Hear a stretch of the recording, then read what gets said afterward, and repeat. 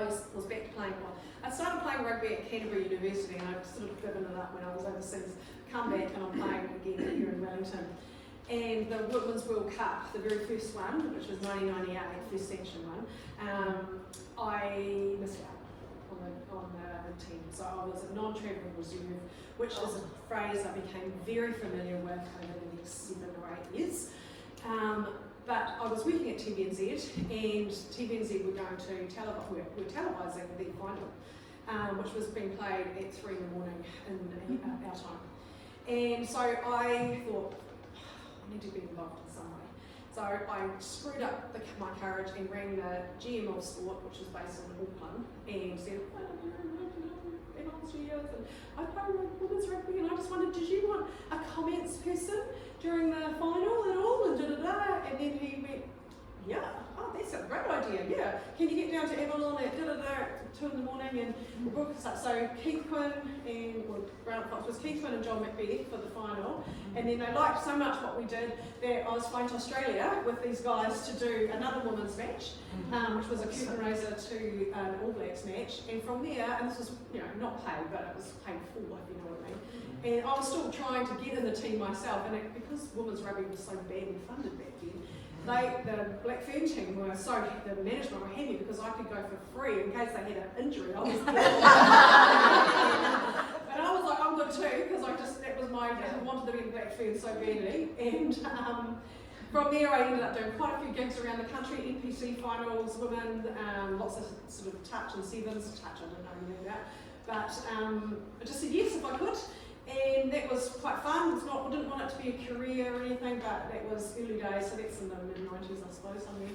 98, no, it must be 98, 99 or something. Yeah, thanks. So say yes, even though you don't know what you're doing. Another of those examples. Yeah, I think we'll just get rid of that. Yeah. That makes sense to you guys? Yeah. So that's Nigel. And so we did actually, so he was my rugby coach. Is that embarrassing to say? He shagged the coach to get in the team. Why weren't you with the team? Why weren't you with the team then? Why weren't you with the team? No, I wasn't a team. No, I'm just joking. He was my coach. It was a bit awkward, my club rugby coach, but we've been together since 1985. So here we are. And that's the Women's World Cup trophy, and me holding it after they won it in 1998. And then that's me holding my newborn baby I played after she was born just 2 weeks afterwards. Oh. And I can't imagine that now, but at the time it seemed okay. When my son was born, who was 4 years after that, I couldn't walk for 6 months. So when he just slipped out and standing, not so much. So I've been involved in local rugby overseas for a very long time. And he's saying yes to things. Les Mills asked if I'd be the front of their ad campaign back then for being a mother and training for the Black Ferns and so forth. And of course I was a Les Mills member, which is why they knew about me. So I didn't know it was going to be all over the Sunday Star Times and in inserts and posters, and it was like a bit confronting everywhere I went, but it was cool. And then it's not all been roses, as you know, I'm missing out all the shit bits, right? But found out our daughter was severely hearing impaired at that age there. So there was no newborn screening in those days. Now she would have been picked up straight away. So that was a challenge to sort of cope with and get, all the services in place and get her talking, because she didn't have language and all that. So that little girl just finished her 4th year of honours in Massey. Just snap. And I'll show you a picture of her grown up in a minute. But so finally, so here I am. I have played in the Black Fern squad since 96, the first real stuff ever. 96. I have trialled and often paid our own ways to trials back then to get there. To be non-travelling reserve, thank you, you're a non-travelling reserve, you're not in a stay fit, you never know. So I didn't get it. So that's 96, you can imagine how much training, working, running a business, got a family. It's 2003, my phone call comes. You're in, and you know what, I was like, okay, great. And maybe I let it go, and it came. Maybe I should have been more open, I don't know. I can look back. I don't regret those.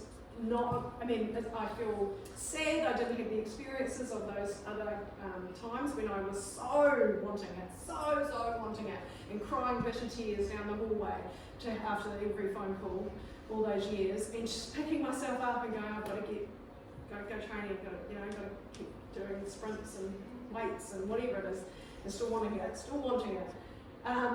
But I got it, and it was amazing. So if you can just jump on.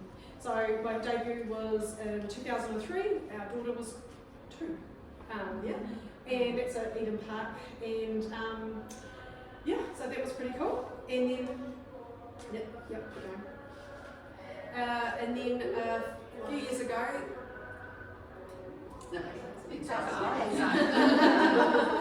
A few years ago, the New Zealand Rugby Union actually did something about buckaroo.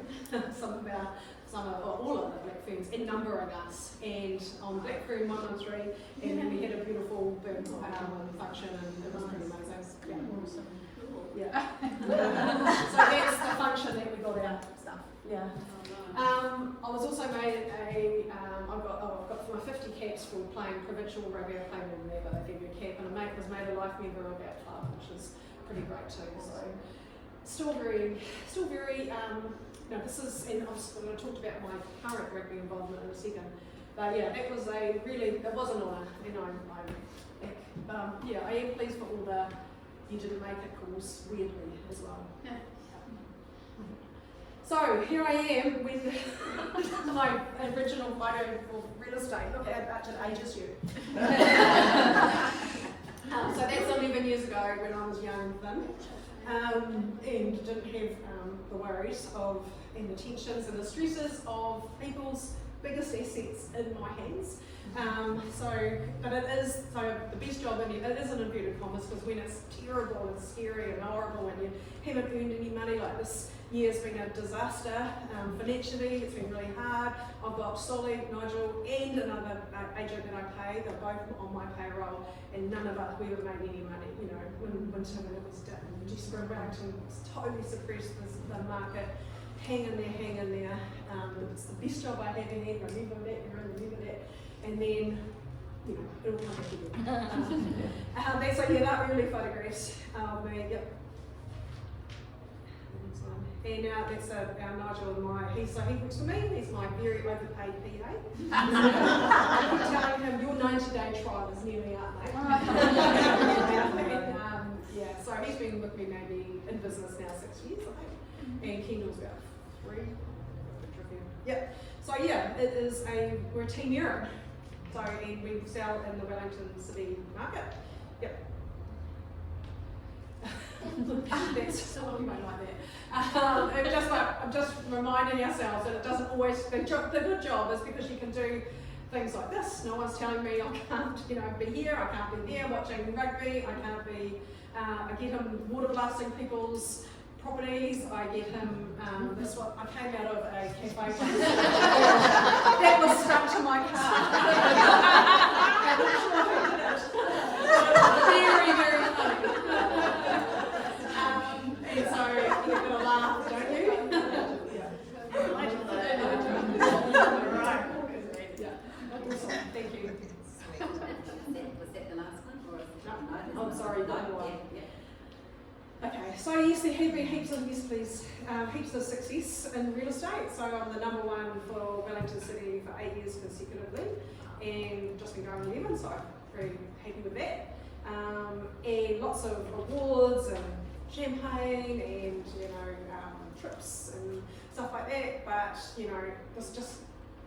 this morning, having an owner sobbing down the phone to me because there's a defect in her title that she didn't know about, which is a problem when you're selling a house, and how how to manage that, and you go from here to here to, and all between. And you might all see the gloss and the success and the fun and the awards and the champagne, but man, it is the hardest job. It is the hardest working job I've ever had, and I consider myself a hard worker, but I work every single day of the week. I choose to do that, but I will. Saturdays, Sundays, always open homes. Tonight, 6 o'clock, 8 o'clock, whatever it has to be, on there. And yeah, it can be burnout, and I'll see there's some lovely spiritual things up there.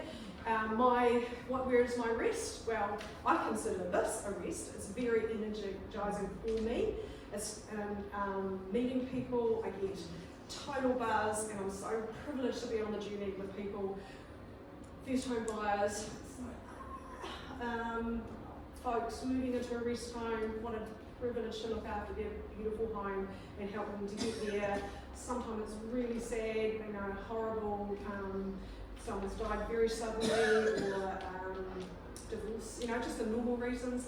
But I'm there, and I'm so lucky to be part of it. And that sort of stuff gives me a buzz and keeps me going. That's just don't forget to go look at your letterbox reminder. So that's one of Nigel's sayings, is that when you think, you're getting a bit up yourself and you aren't no good, remember to go back and remember your first letterbox, like my mum and dad's, 16 and 20 letterbox. And that's my first car at real estate, and it's a 2-door Yaris. And I could never get the bloody flag up right. And it was just the bane of my life. But that 2-door Yaris got me number one. I still didn't have a new car for a long, long time. Then I went into that blue car. So yeah, you don't have to have a flash car to be a successful real estate agent, I can tell you. Now here's a whole lot of saying yes to things. Okay, so I finished playing rugby. I've been part of our club committee for years and so forth, and doing what I can for women's rugby in Wellington. And the Centurions, it's a picture on the left of me in a tie. The Centurions is a rugby club of retired volunteers, players, officials, referees and so forth. And it's been going around that long for 70 years or so. Puts a lot back into Wellington rugby, so it's not club specific or anything. And I was asked to be on the committee to help, and we do lots of fundraising. We fundraise for the New Zealand Rugby Foundation, which looks after people who have been seriously injured, like back in their necks generally, and while playing rugby, they look after them and their families for life. And we fundraise for them, we fundraise for our programs. And they'd never had a woman committee member all that time. Wow. And then I became the first president after that. So that was, and there was like, woo, the old timers, like all the old blokes. And then I'm like, right, well, we're funding women's rugby, because they wouldn't do that either. So we've really changed the ethos of our society. And that's me just speaking at something with Wellington Rugby. And on the right hand side, I got asked to talk at stadium, some function or something, but just saying yes, even though I didn't want to say yes today. And then along comes World Rugby, which used to be the IRB, and I get an email out of the blue from New Zealand Rugby saying, would you like to be a citing commissioner? And I didn't even know what that was. Lots of people don't know what it is still. And that is, if you ever hear of a player getting sent to the judiciary, a citing commissioner has sent them. So it is looking for incidences of foul or dangerous play in a game. And then if there are no mitigating circumstances, it's all post-match, we're not interfering with the actual match at all. It's all like afterwards. And then, okay, that's the number 7, head hide, and it's very dangerous, came in at force, there was, blah, blah, blah. We cite them, and then they go up. And so it's quite an important role, because these guys and girls are professionals, some of them, many of them. But I said yes, and I thought, I don't even know the rules anymore. But it actually wasn't about that at all. And again, so I was the first New Zealand women's citing commissioner that they'd ever had. Now I've got 3. And then I got promoted. This is all kind of volunteer in my spare time. So what you do is you watch all the matches from home on your couch, live with Sky, and then you are recording it, live recording. Have I got time? Am I okay? Yeah. You're recording it, and then you're going back looking. If you've got some incidents you need to look closer look at, I bring the Sky van immediately post game, wherever it might be, and I say I need minute 3, 9, and blah blah blah. I send them. They send all the angles that they've taken, because on TV you only see whatever you saw, and then I can look at them over the next few hours and see whether or not actually, oh no, it looked serious, but actually it was lower than a or oh no, that's worse than I thought, or whatever. So that job came, and then, and you get sort of a few $100 to thank you, kind of thing. And then the Women's World Cup was on in 2022, and it was supposed to be in 2021, obviously. And so I was asked to be a signing commissioner at the tournament up in Auckland, and where all the games were, which was amazing. And just that was that final, obviously, and unbelievable. So I was the signing commissioner on the final with the Greek one, so I was not in charge, I was sub to her, so there was no impartial. And of course there was, if you watched the final, Portia Woodman was high tackle, it was a red card. It was, so it was a lot to look at, but it was an amazing thing. And since then I've been doing Super Rugby, so that is like the next big layer, so men's and women's Super Rugby, and I've done quite a few test matches, not with blacks, but I've done lots of black ferns, and I've done test matches in the islands and the Pacific Islands as well. So that's just a thing that I have in my background that I'm still working on, but if I hadn't said yes, wouldn't have happened. If I thought, I just said yes, I'll find out. I'll say yes and figure it out, and it's just led me to so many lovely experiences and occasions. So here we are, for example. So Wellington Rugby honoured me with naming a trophy after me. So there's this Erin Rush Award for club rugby, for club rugby players, and that is me handing the jersey on to the current number 8 in the Black Ferns at a function in Hamilton a couple of months ago, and that's me pointing out my name on the wall in 113 up at the All Blacks experience in the Auckland. Wow. Yeah. And this is those little kids now. So that's So that's Stanley, who himself is a good rugby player, and is winning with, she's fashion design, she's just finished, so this is her with her exhibition of her book. So that poor little deaf kid really wasn't very poor at all. She's done incredibly well, and I'm immensely proud of them both. And it's just a that's us in London, walking over that very famous crossing a few years ago when the kids were much littler. That's a way of thinking yourself, saving up and did that, which is pretty cool. And one more after that. Say yes. So that's me, thank you.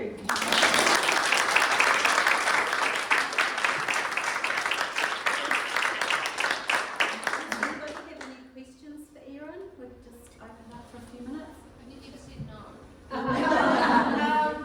It's very hard to say no. People do want me on committees and boards and stuff, but I have said to turn some stuff down and be quite focused about the ones I do. But if I can, I say yes. Yeah. Jules? Should it have been a red card in the World Cup final? Actually, when a red card is given in a match, a citing commissioner is actually not involved because they've given the red card. Yeah. We're looking for when they didn't give a red card. So that was a very clear, she was hit high at force, and it was actually, she fitted on the sideline. It was horrible. Yeah. You didn't see that, but yeah, she was really knocked out. So it's where there's, debate, where between a yellow, the card may not have been given in a game at all. Sometimes the referees haven't seen anything at all because it's off camera, off behind them, and someone's having a punch up or whatever. So yeah. It's a really interesting aspect of my game. I've watched so much rugby, I never would have bothered, Horofino, Carpeting versus South Canterbury or whatever. I've never bothered to tune in for it, but it's got me seeing all sorts of games, and yeah, it's great. Awesome. Thank you so much. Thank you.